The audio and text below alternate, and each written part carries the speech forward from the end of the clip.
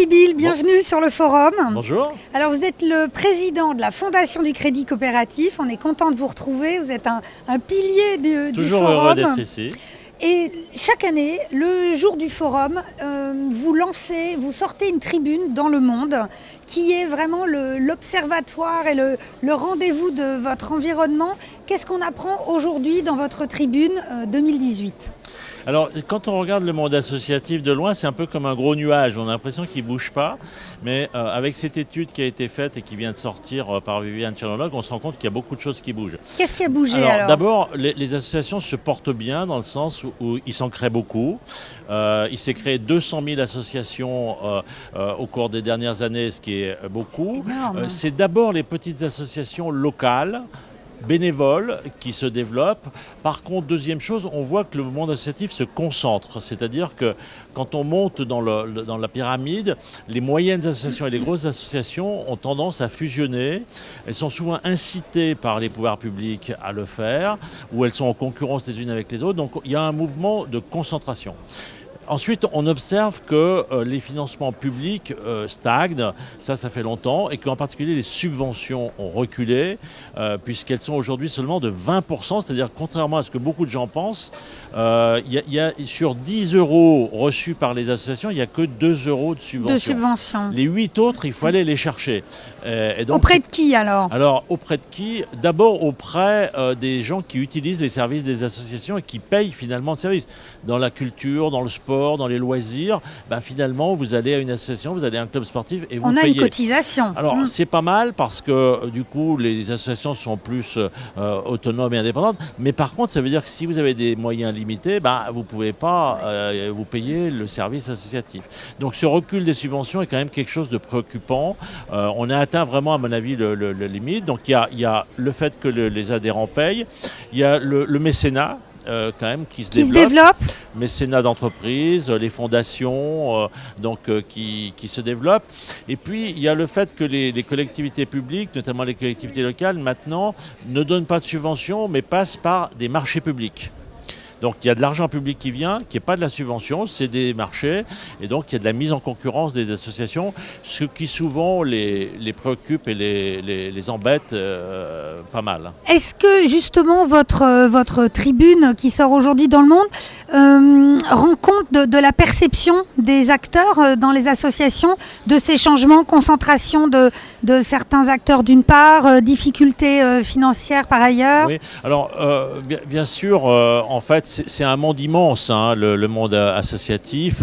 Il y a plus d'1 300 000 associations en France, un budget de 113 milliards d'euros. Le dernier budget qui a été calculé, c'est 113 milliards d'euros. Donc c'est quand même quelque chose d'important, mais c'est très diversifié. C'est-à-dire que vous avez, quand on dit des associations, vous avez absolument tout. De l'association qui a aucun salarié, qui a 10 bénévoles, à des associations qui ont plusieurs milliers de salariés. Donc c'est très diversifié, mais on sent quand même qu'il y a une crainte du monde associatif, de ces changements, en particulier des pouvoirs publics, et du fait que de plus en plus, on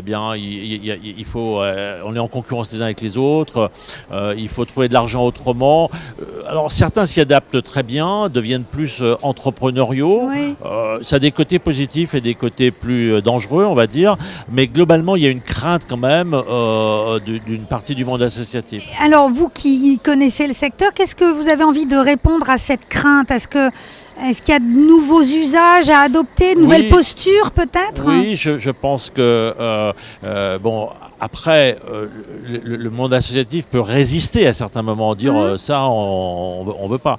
Mais globalement, je pense qu'il faut essayer d'associer plus de l'innovation financière à de l'innovation sociale, c'est-à-dire inventer des nouveaux mécanismes de financement. Par exemple, le crowdfunding, on en est au début, mais le fait d'aller chercher des financements des citoyens eux-mêmes, des financements participatifs, grâce au digital l'investissement aussi, à impact grâce à social, enfin, il y a les fonds de dotation également des fondations territoriales qui pourraient se développer, donc de lever de l'épargne au plan local pour financer les associations.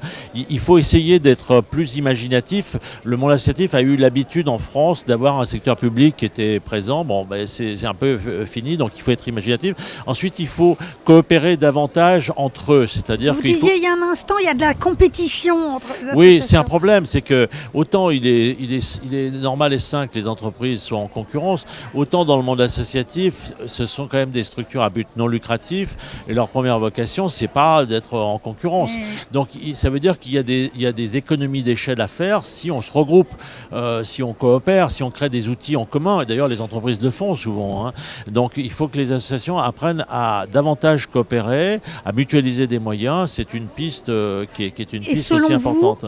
Comment on peut les aider à travailler plus ensemble, à faire groupe comme ça? Alors, c'est pour ça que le mot accompagnement est un mot important pour le monde associatif, c'est-à-dire elles peuvent le faire toutes seules, mais elles peuvent être accompagnées. Les entreprises ont l'habitude de recourir à des consultants, d'être accompagnés.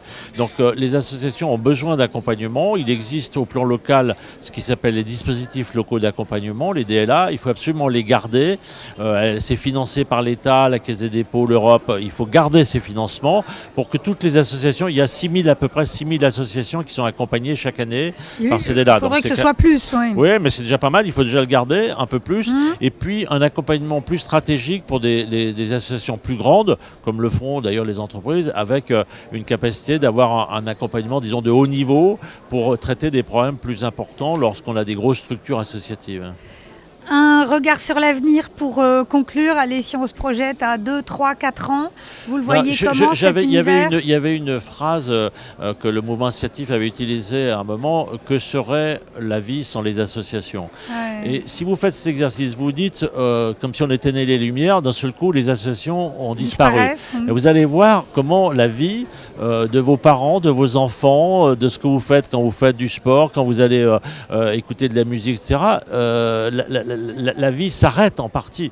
Donc la société a besoin de cet engagement associatif, de bénévoles, et c'est évident que sur le vieillissement de la population, par exemple, sur tous des sujets qui d'aujourd'hui, c'est essentiel. Donc il faut que ce monde associatif se porte bien. Moi, je suis plutôt optimiste. Il est capable de faire sa mutation. C'est assez long, donc dans 3 ou 4 ans, je ne pense pas qu'il aura forcément énormément changé, mais il continue à évoluer, et donc je suis optimiste pour l'avenir. Merci pour cette note d'optimisme. Merci Hugues Sibyl. Merci. Bon forum.